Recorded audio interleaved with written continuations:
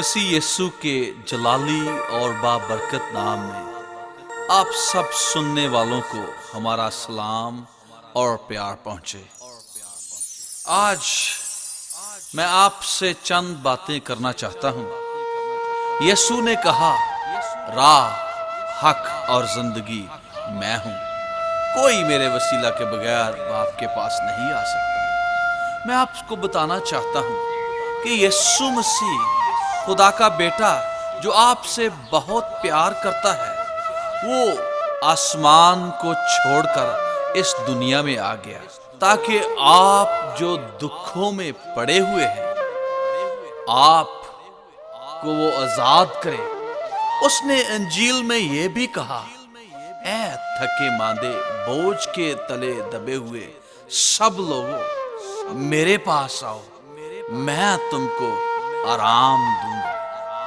मेरे अजीज भाइयों और मेरी अजीज बहनों, आज जब आप इस पैगाम को सुन रहे हैं तो आप यस्सु को कह सकते हैं, क्योंकि वो आपकी तलाश कर रहा है। उसने कहा, इब्ने आदम खोए हुए को ढूंढने और नजात देने आया है।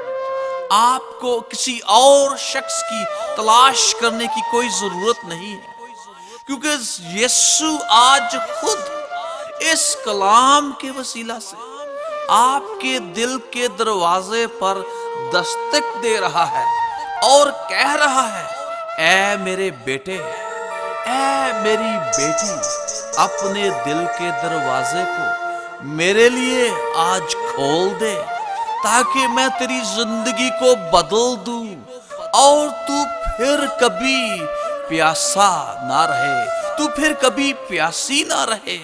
जिस तरह उसने उस औरत की जिंदगी को बदल दिया जो पानी भरने कुएं पर आई और उसने कहा, अगर तू जानती कि मैं कौन हूं जो तुझसे पानी मांगता है, तो कहती कि ऐ प्रभु, तू मुझे वो पानी दे।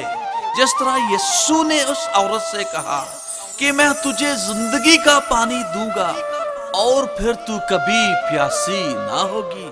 ऐ मेरे अजीजों, आज यस्सु आपसे कह रहा है, मैं तुझे जिंदगी का पानी देना चाहता हूं जो आपकी जिंदगी को बदल देगा। हमारे पास आज एक उम्मीद, जिंदा उम्मीद यस्सु मसीह है।